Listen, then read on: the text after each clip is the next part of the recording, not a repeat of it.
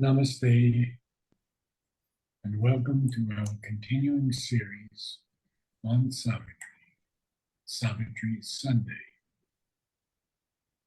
And we are still in the book of the Traveler of the Worlds, Canto 6, the Kingdoms and Godheads of the Greater Life. So we continue. But her solid outsides nowhere bear its trace. Its stamp on her acts is undiscoverable. A pathos of lost heights is it. Sorry? I think it is somebody is talking to someone else. Oh, okay. I will mute them. Okay. A pathos of lost heights is its appeal. So this pathos, this thing that arises, feelings of pity or sympathy or tenderness or sorrow, this is the appeal from this plane of existence. Because her solid outsides doesn't bear those inner experiences. And its stamp on her acts is undiscoverable. But now he's going to tell us something else, that only sometimes is caught a shadowy line that seems a hint of veiled reality. Now, Ashwapati is looking at all of these things. He's exploring all of these worlds. And I would say he's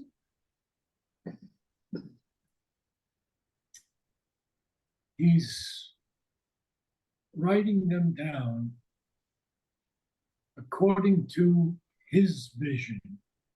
He's already a sage, a seer. And so now, of course, we know it's Sri Aurobindo in the persona of Ashwapati. And we see that he's telling us that only sometimes in this plane is caught a shadowy line that seems a hint of veiled reality. It's not even a true hint of veiled reality. It just seems that way. So life stared at him with vague, confused outlines, offering a picture the eyes could not keep, a story that was yet not written there. We've gone through so much in this canto of these Godheads of the greater life. And we are seeing now he's telling us even more. He's shown us much of the good and much of the what shall I say? Not the evil so much as the confused. And here we see that life is staring at him with these vague, confused outlines. And it's offering a picture the eyes could not keep, a story that was yet not written there. As in a fragmentary, half-lost design, life's meanings fled from the pursuing eye. So the story's not written. The eyes cannot keep this picture. There's a half-lost design, and life's meanings are fleeing. They've already fled from the pursuing eye. And life's visage hides life's real self from sight. And I think we can see that in our own lives, that this visage, this aspect or appearance that hides the real self from our sight. And only when we can go deeply within, stilling the mind, quieting the vital, can we find something of the real self. And then after that semicolon, after sight, he's going to conclude with this line. Life's secret sense is written within, above. It's not without at all. We cannot touch it, we cannot understand it or comprehend it by looking on the outside at empirical fact or reason. The thought that gives it sense lives far beyond. It is not seen in its half-finished design. Yes, that thought that gives life's sense. You see the line above, it's tying in the line above. The thought that gives it sense lives far beyond. It is not seen in its half-finished design. In vain, we hope to read the baffling signs or find the word of the half-played charade. What's a charade is a game, something to guess at. So we hope to read these baffling signs, but we do them in vain. We're not capable of that. Or we're not capable of finding the word of the half-played charade. It's not fully played, it's only half played. Only in that greater life, a cryptic thought is found, is hinted some interpreting word that makes the earth myth a tale intelligible. So this is very much directed at earth and us. And we can see that if we can rise into that greater life, we can find this cryptic thought. And even there's hints to some interpreting word that makes the earth myth hyphenated a tale intelligible. But there's more, because he wants us to know this plane as he has experienced it. Something was seen at last that looked like truth. It looked like truth. In a half-lit air of hazardous mystery, the eye that looks at the dark half of truth made out an image mid a vivid blur, and peering through a mist of subtle tints, he saw a half-blind, chained divinity, bewildered by the world in which he moved, yet conscious of some light prompting his soul. What an experience for Sri Aurobindo. Something was seen at last. It's something that looked like truth. And this, even this half-lit air of kind of hazardous mystery, the eye that looks at the dark half of truth, not the light half, made out an image mid a vivid blur, and peering through a mist of subtle tints, he saw, this is Ashwapati, he saw a half-blind, chained divinity, bewildered by the world in which he moved, yet conscious of some light prompting his soul. There is something here. It is, of course, a half-blind divinity that's chained and bewildered by the world in which he, Pashupati, moved. Yet there was some consciousness, yet conscious of some light prompting his soul. And maybe we can see what that is next. Attracted to strange, far-off shimmerings, led by the fluting of a distant player, he sought his way amid life's laughter and call, and the index chaos of her myriad steps towards some total, deep infinitude. Oh. Attracted to strange, far-off shimmerings, and we know they're movements of light. But who is he led by? Obviously, Krishna. Led by the fluting of a distant player. Sri Aurobindo capitalizes the P on player to let us really know that it's Krishna. He sought his way amid life's laughter and call, and the index chaos of her myriad steps. This index, this revealing chaos, or something that indicates a sign, an index chaos of her myriad steps towards some total, deep infinitude. Now we're going to read a lot more about this and go through some definitions also. Around crowded the forest of her signs.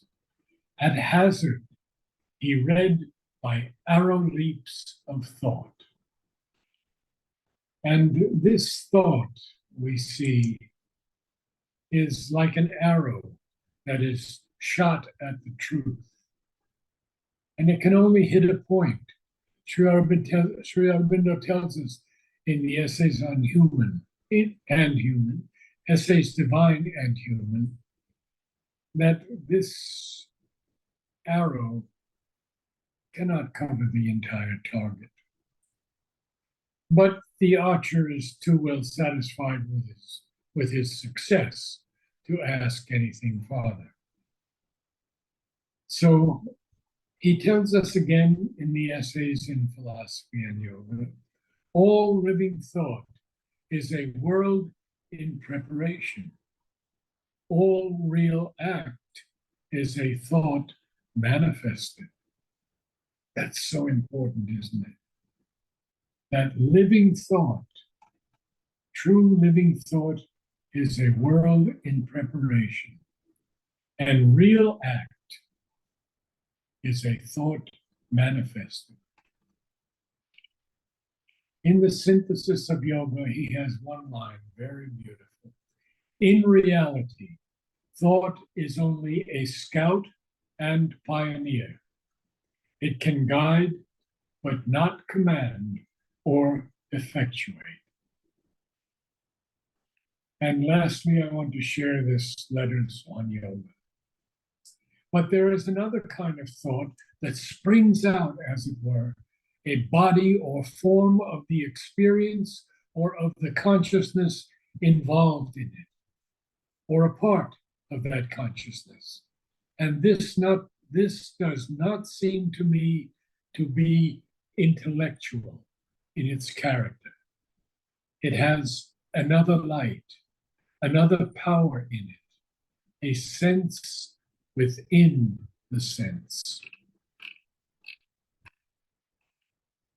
That hit the mark by guess or luminous chance, her changing colored road lights of idea. Brilliant. The road lights color from red to orange or yellow and then to green. So they only hit the mark by guess or luminous chance. And then I have to go to the next page. and her signals of uncertain, swift event, the hieroglyphs of her symbol pageantries, and her landmarks in the tangled paths of time.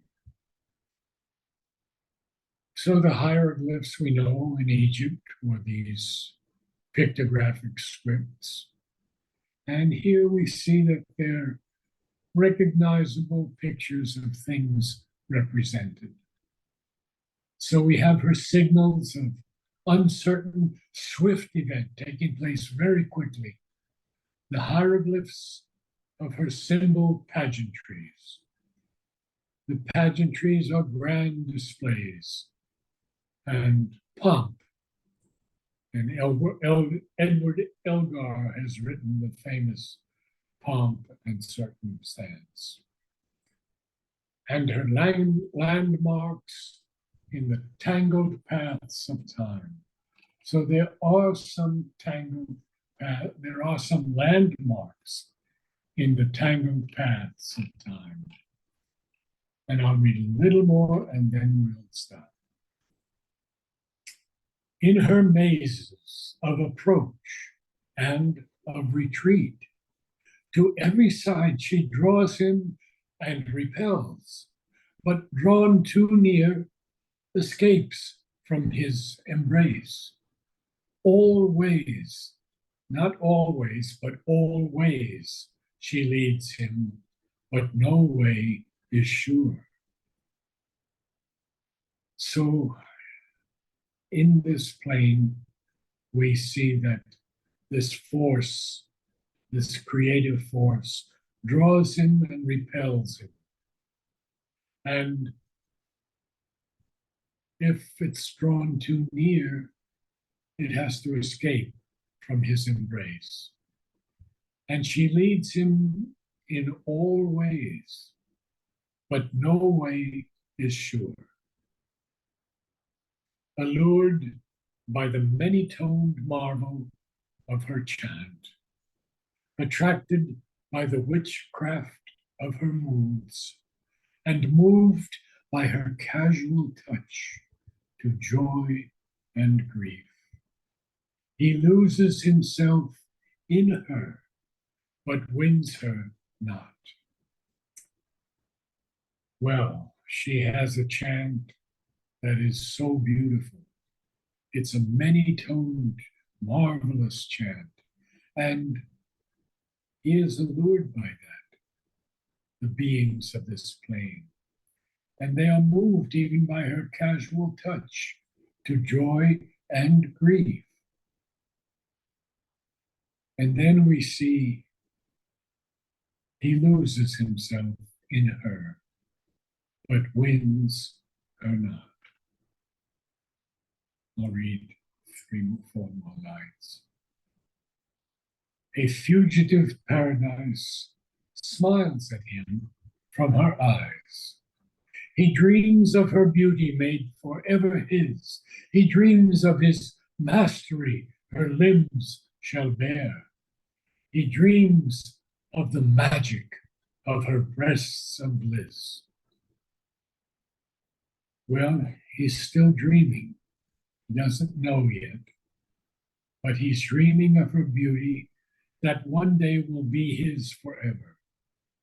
And he also dreams of his mastery over her limbs, that he shall master her limbs as well. And he dreams of the magic of her breasts of bliss. It's quite a dream, is it not? And I read 4 more. In her illumined script, her fanciful translation of God's pure original text, he thinks to read the scripture wonderful, hieratic key to unknown beatitudes. So you can see how this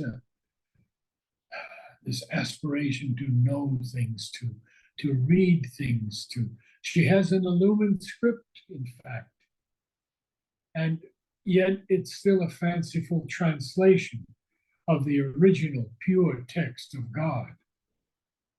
And in that, he thinks to read the scripture wonderful. And Sri Aurobindo capitalizes scripture and wonderful. He wants us to know that this is quite something that they are looking into, but there's a hieratic key to unknown beatitudes. And this hieratic key, of course, again, is hieroglyphics associated with persons, sacred people, sacred persons. So I think it's time for someone to read. And maybe, Betty, have you read for a while? It's been, yeah. Been a I while? don't have a good microphone on this computer. But I hear you very clearly. Can you try it?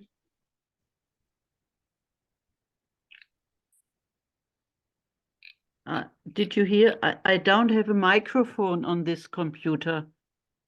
Oh, Not a very good one, so it's difficult. okay. It's actually Um, very good. Yes, I'm hearing it very clearly. I think you can do it, Betty.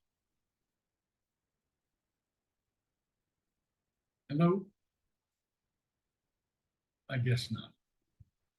What about Nidhi?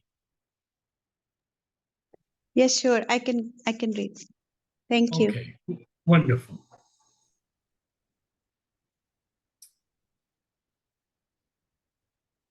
But her solid outsides nowhere bear its trace. Its stamp on her acts is undiscoverable. A pathos of lost heights is its appeal. Only sometimes is caught a shadowy line that seems a hint of veiled reality.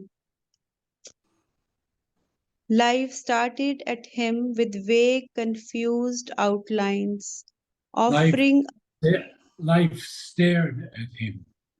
sorry, life stared at him with vague, confused outlines, offering a picture the eyes could not keep, a story that was not yet written there, It's a little bit, we would normally think not yet, but he says a story that was yet not written there.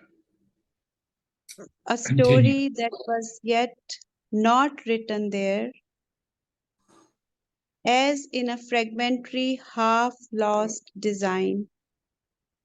Life's meanings fled from the pursuing eye.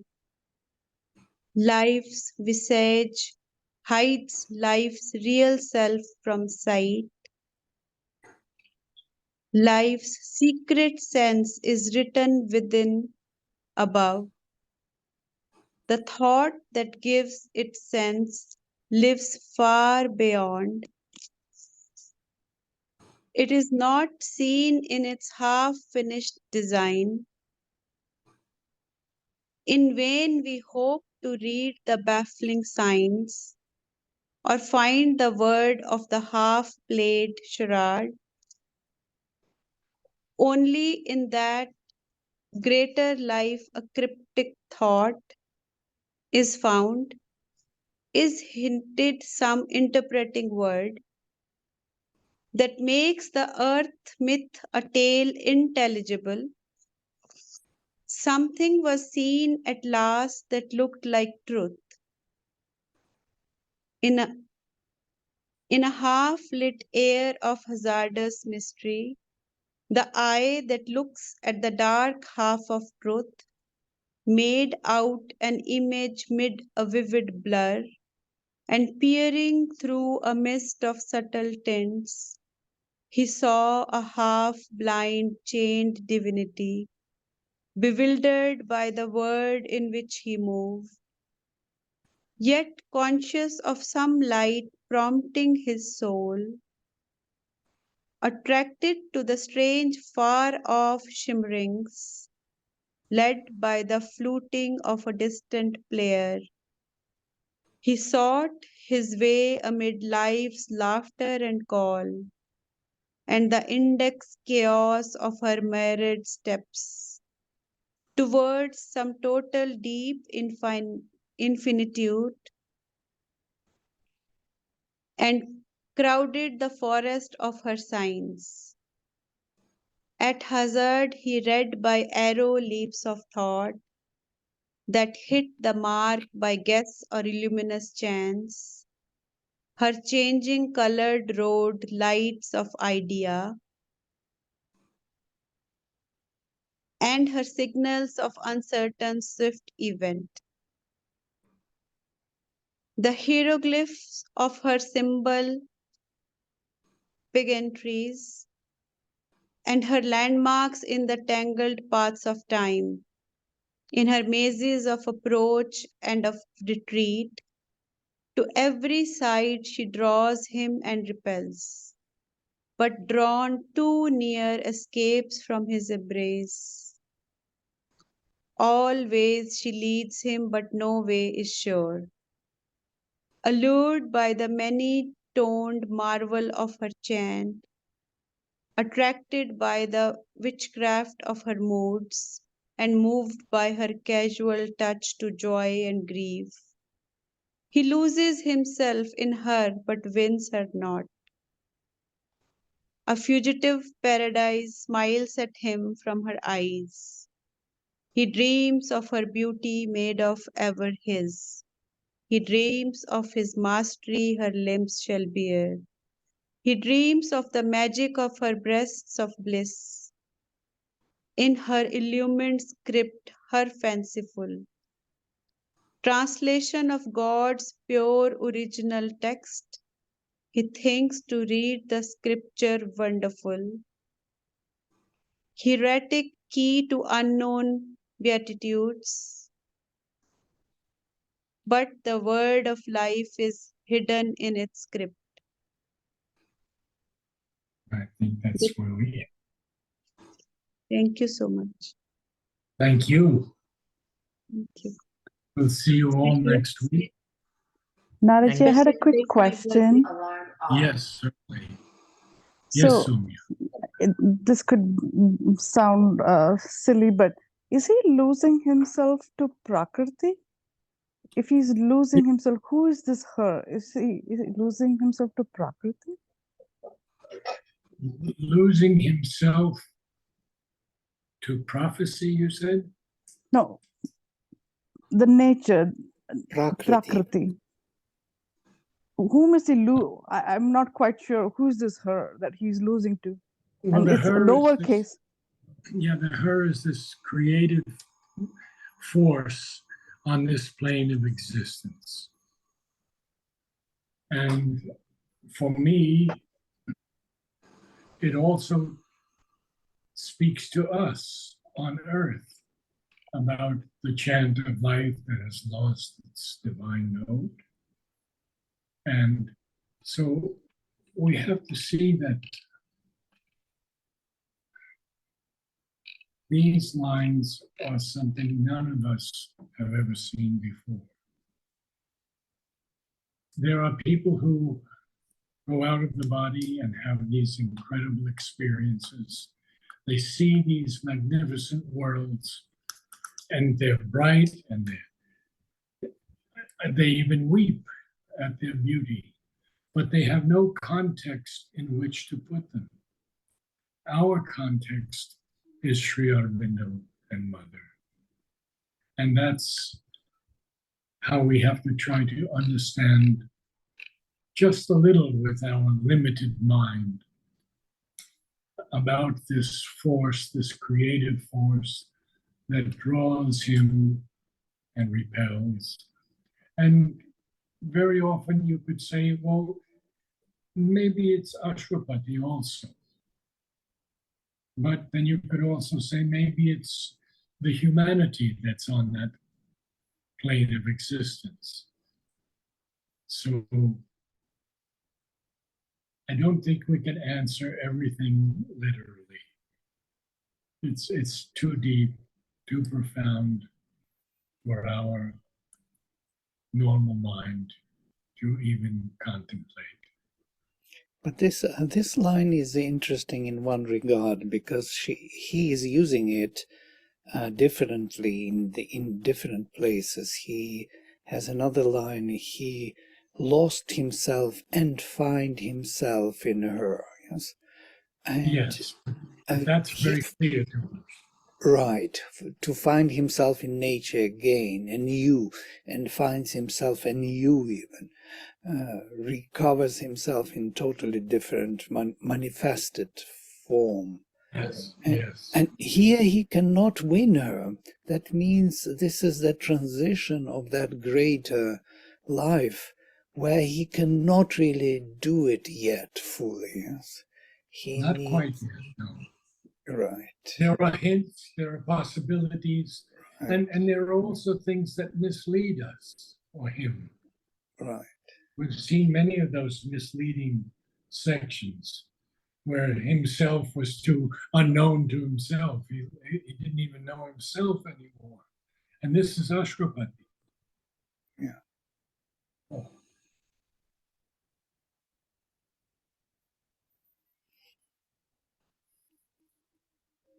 Time presents itself to human effort as an enemy or a friend, as a resistance, a medium, or an instrument.